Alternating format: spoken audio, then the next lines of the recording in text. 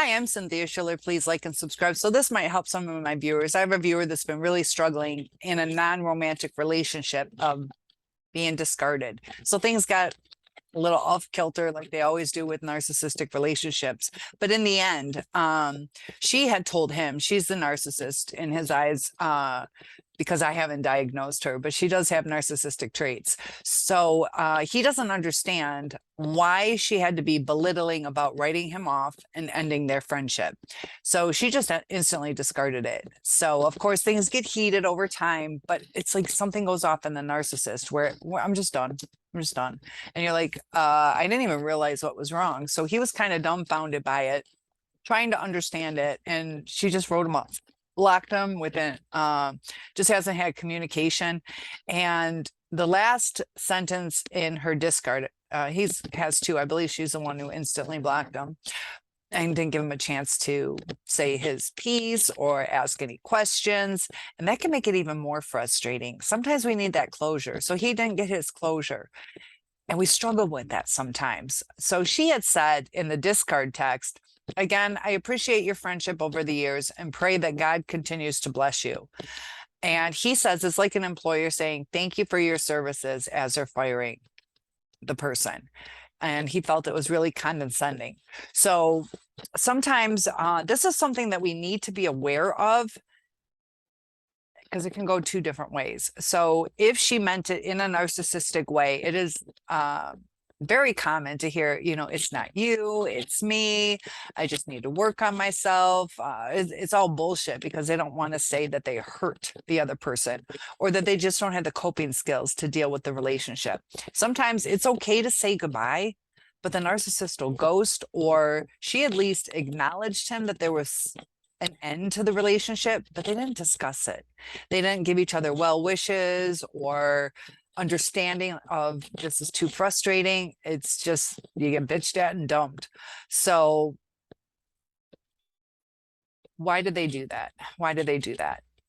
Because they don't want to, when they'll say, you're so pretty, you could find any man you want, or the opposite if you're in a different situation. But you're like, well, if that's true, then why don't you want me? It doesn't make sense. And that's why we're searching for answers, because none of this makes sense. We're like, if that's true, then what's the problem? Or you're so kind-hearted, but it's over. And you're like, we've been in a relationship for a while. So we're trying to find those answers, and we get stuck in trying to find the answers. And it would be healthier to just accept we're not always going to know the answer to everything, because we're missing out on our lives. It's almost like we're continuing to break our heart instead of healing it when we're in this rumination stage. But we do need to go through the 5 stages of grief. There's some anger that this guy is going through. We all go through that, depression, and it's like a cycle. And once you get to the end, you can break free. But if you keep bebopping between the different areas of the stages of grief, and I got videos on that, the different stages. So try not to go back into depression or denial. We do that with the cognitive dissonance, but, or we go into that bargaining stage. If only I was prettier, if I work out more, if I made more money, and we're trying to please somebody else instead of pleasing ourselves or healing ourselves. We have to be happy with who we are. If you want to make more money, go make more money, but don't do it for somebody else. Do things for yourself. And it all falls into place. So why was she belittling like that? Because she didn't want to take accountability. She didn't want to go, I understand you're hurting, because she doesn't understand the hurt. It's annoying to her. Like, what's the big deal? Just deal with it. And I've been saying how the narcissists I know, when they're in the complete discard stage, it is like a light switch that just goes off to where they just block it out. And I try to relate it, because it's really hard to understand it, but I try to relate it to the trauma I went through as a burn victim, where I walk up to the barbecue, instantly I'm in the front yard in a pink and white towel. I don't remember catching on fire. I don't remember running. I don't remember them rolling me out, taking my dress off, anything like that. I just blocked it out. My body is like, "Oh, we're not dealing with this. It's going to happen, but we're not going to deal with it." So it's like the narcissist shoves it way in the back of their mind, or they block it out. Like, I have no idea how I blocked that out. My mind just did it. I cannot remember it. It's our bodies, our brains protecting ourselves. So narcissists will protect their image. They will protect who they are. So they block it out. Some of it is permanent, just like mine was permanent from the burn. That block is there. And some of them will block it out because they're hurt. They don't want to go back in time to assess things. Some of them can pull that memory back. Just depends on how bad the trauma was for them, how their brain works, how many neurons and neurotransmitters are damaged in the amygdala. They need that to communicate. They need that to pull the memory. Some of them don't commit things to memory either, because there has to be an emotion tied to the act or action or memory to commit it, to solidify it. Because our brain can, it's amazing. We only use about 10% of it, but we weed out the unimportant things. So the narcissist sees it as unimportant. Like, I'm done with you. You know, like, I don't know what is in my garbage. I know what's in my pantry. I don't know what's in my garbage. You know, I know a couple things, but the things that we're willing to discard, we don't really take inventory on. And it's sad because, you know, go through a dumpster. There's a lot of stuff that's worthwhile sometimes. And that's kind of how you got to see yourself, as like, yeah, I was discarded, but it doesn't mean I wasn't worthwhile. You know, you were one of the things that was thrown out that was worth something. So you can let it destroy your life and go to the dumpster of sadness, or find a friend to pick you out of that garbage and kind of brighten you back up, lift you back up. And there are people that see the value in you. So just because somebody threw you out doesn't mean that you don't have worth. So I want you to really think about that analogy. So I got a TV dumpster diving.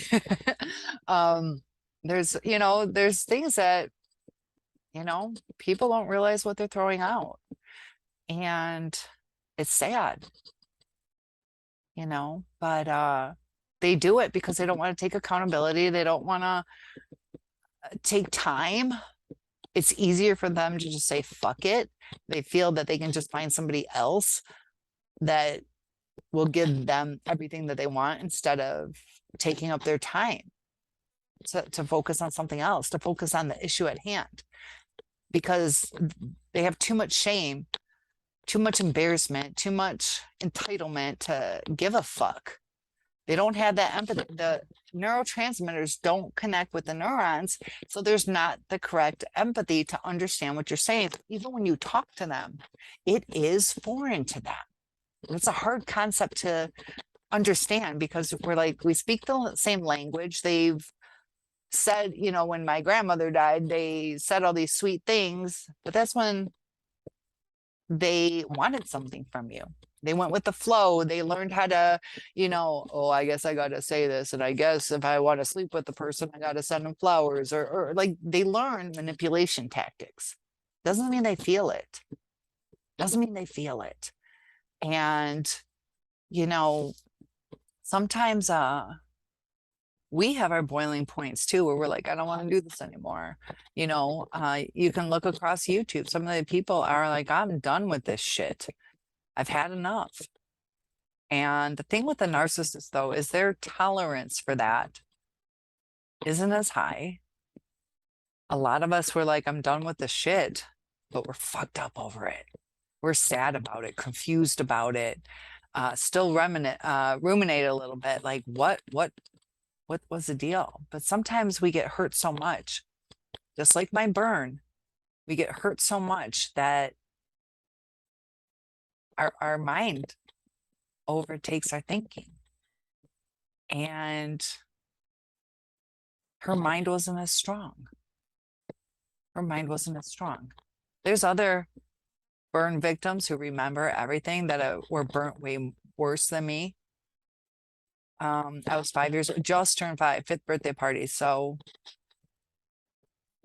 I wonder what would have happened if I was 35, 40, 50 years old and that happened, because my brain would have developed a little bit more.